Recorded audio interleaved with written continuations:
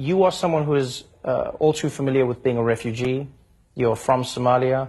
You're also a Muslim person. You're also a woman.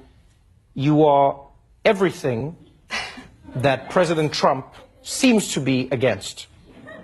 And you are in government. Yeah. What's the plan?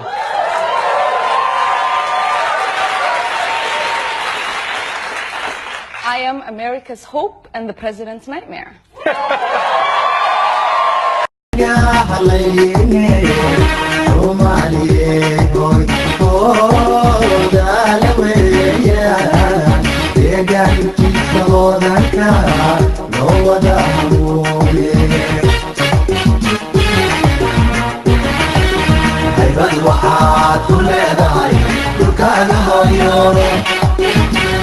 waxaad ku leedahay dalkaaga hooyo wana lama qura